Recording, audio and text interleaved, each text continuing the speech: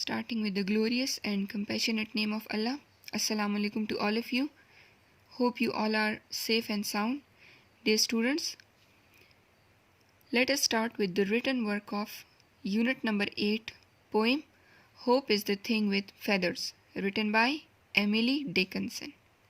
Page 75. Dear students, prepare a detailed page in your notebook of English A. You know what I mean with the detail page? Give the heading unit number 8.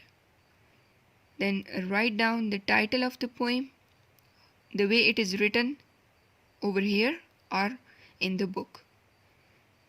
Hope is the Thing with Feathers, written by, write the name of the poet as well, Emily Dickinson.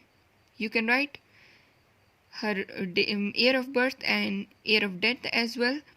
Mention the correct page number. Then after that, on the next page, give the heading theme. You know it very well. What is the theme of this poem? Theme of the poem is that in human heart, hope endures, defeating despair. Despair, now meaty. Despite overwhelming circumstances. Overwhelming circumstances means तकलीफ दे हालात, मुश्किल हालात, कठिन हालात. क्या करता है hope? Hope sustains life. उम्मीद मुश्किल हालात में भी हमारा साथ नहीं छोड़ती. Then give the heading contents, paraphrasing, comprehension, stanza comprehension and summary. These are the contents of the unit. After that, prepare a new page, mention proper date as well as the serial number. Prepare the page, write down the topic, paraphrasing, page 75. You know what is paraphrase? Clear?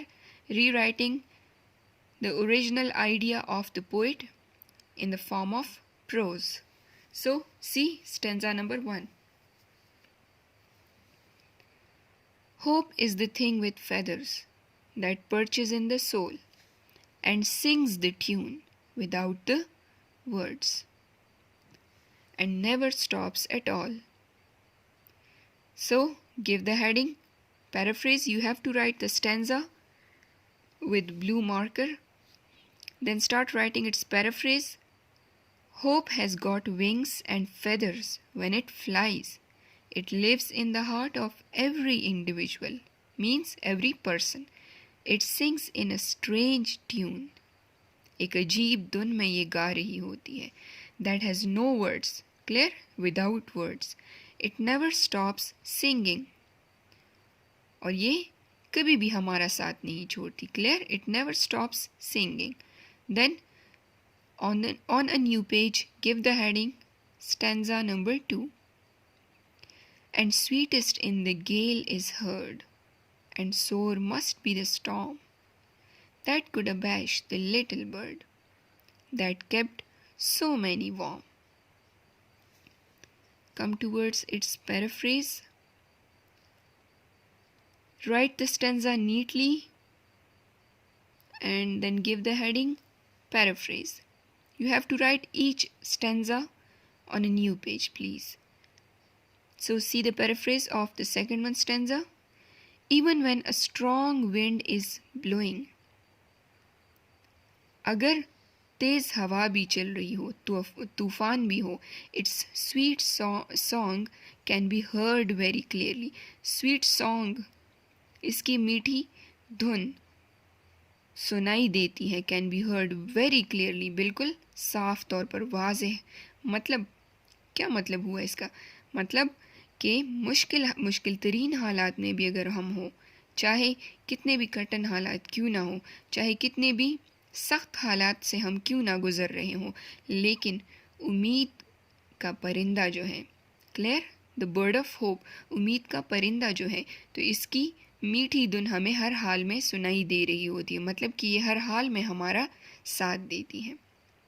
Then even when the strong wind is disturbing everything. और यहाँ तक कि ये तेज़ हवा या तूफ़ान हर चीज़ तबाह कर रही होती है.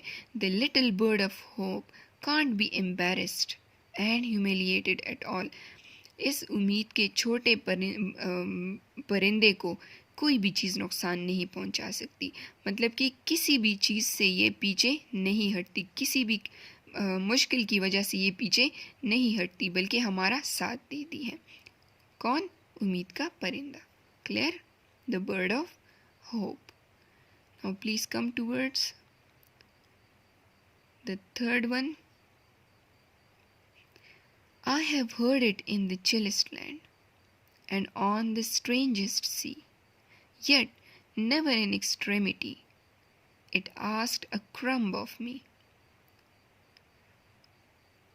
Give the heading paraphrase. Write the third one stanza on a separate page, please. You can write the stanza in a block as well. You know it very well. It's up to you. Do the proper presentation.